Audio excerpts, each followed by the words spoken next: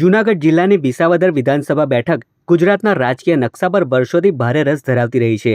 જો કે ખાલી પડેલી વિસાવદર વિધાનસભાની પેટા ચૂંટણી તારીખ 19 જૂન 2025ના રોજ યોજાવાની છે અને 23 જૂને મતગણતરી કરવામાં આવશે. વિસાવદરમાં આ ચૂંટણી માટે આજનો દિવસ મહત્વપૂર્ણ રહ્યો છે. આમ આદમી પાર્ટીના રાષ્ટ્રીય સંયોજક અરવિંદ કેજરીવાલની હાજરીમાં આપના ઉમેદવાર ગોપાલ ઇટાલિયાના સમર્થનમાં વિશાળ જન આશીર્વાદ યાત્રા યોજાઈ હતી. ત્યારબાદ વિસાવદર પ્રાંત કચેરી ખાતે વિશાળ જન સમર્થકો સાથે ગોપાલ ઇટાલિયાએ પોતાનું ઉમેદવારી પત્ર ભર્યું હતું. આમ આદમી પાર્ટીના સમર્થનમાં વિસાવદર ખાતે લોકજુવાળ ઉમટ્યો હતો. વિસાવદર ખાતે ઉપસ્થિત ડેડિયાપાડા આપના ધારાસભ્ય ચૈતર વસાવાએ જણાવ્યું હતું કે ગોપાલ ઇટાલિયા જંગી લીડથી વિસાવદરમાં ચૂંટણી જીતશે. ये आम आदमी पार्टी का ये इलाका है। पिछली बार हमारा उम्मीदवार यहाँ जीते थे भूपत भाई भैया ने अपनी निजी स्वार्थ के लिए भारतीय जनता पार्टी में चले गए।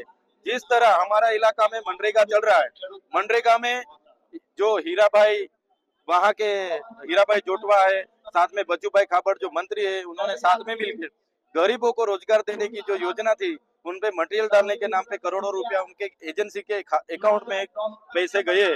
तो उसमें सरकार कड़ी से कड़ी तपास करे, निष्पक्ष तपास करे और जांच होने के बाद उन लोगों पे कायदेसर की कार्यवाही करे, ये हमने डिमांड रखी है. આમ આદમી પાર્ટીના રાષ્ટ્રીય સંયોજક અરવિંદ કેજરીવાલે જણાવ્યું હતું કે 18 વર્ષથી તમે ભાજપને વિસાવદરમાં ઘૂસવા નથી દીધું. ગુજરાતમાં એમની સરકાર છે પણ વિસાવદરમાં ભાજપની સરકાર નથી. પહેલા તમે કોંગ્રેસને વોટ આપ્યો, પછી આપને સપોર્ટ કર્યો. વધુમાં તેઓએ જણાવ્યું હતું કે ગોપાલ ઇટાલિયાને ખરીદીને બતાવો તો હું રાજકારણ છોડી દઈશ. વિસાવદર ખાતેથી અરવિંદ કેજરીવાલે ભાજપને પણ ચેલેન્જ કરી હતી અને કોંગ્રેસને આડે હાથ લેતા કોંગ્રેસ પક્ષ ભાજપની નોકરી કરે છે તેવું પણ તેઓએ પોતાના ભાષણમાં જણાવ્યું હતું. આ યાત્રામાં આમ આદમી પાર્ટીના રાષ્ટ્રીય સંયોજક અરવિંદ કેજરીવાલ સહિત દિલ્હીના પૂર્વ મુખ્યમંત્રી આતિશી, પંજાબના મુખ્યમંત્રી ભગવંત માન, ઈશુદાન ગઢવી, ચૈતર વસાવા, દુર્ગેશ પાઠક, ગુલાબસિંહ જાદવ અને મનોજ સોરઠિયા સહિત પાર્ટીના અગ્રણીઓ અને આગેવાનો ઉપસ્થિત રહ્યા હતા. आप लोगों ने बीजेपी को विसावदर में घुसने नहीं दिया है कि नहीं है?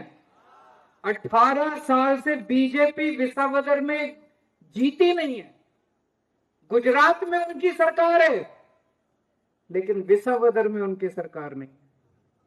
पहले कांग्रेस को वोट दिया आपने, इस बार आम आदमी पार्टी को वोट दिया. तो बीजेपी ने क्या किया? विसावदर पे हमला कर दिया, विसावदर के लोगों का अपमान करना शुरू कर दिया.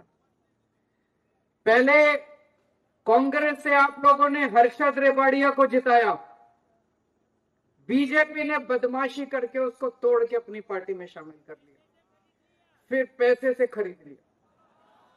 फिर आपने 2022 के चुनाव में भूपत भाई को आम आदमी पार्टी से जिताया, बीजेपी ने उसको भी तोड़ लिया. बीजेपी कह रही है विसावदर वालों, तुम जिसको मर्जी जिताओ, हम उसको तोड़ लेंगे. तो आज मैं बीजेपी को चैलेंज करने आया हूं. आज मैं बीजेपी को चैलेंज करने आया हूं. इस बार हमने भी अपना सबसे बड़ा हीरो आपके सामने रखा, गोपाल इटालिया. मैं चैलेंज करता हूं बीजेपी को, गोपाल इटालिया को तोड़ के दिखा दो, केजरीवाल राजनीति छोड़ देगा.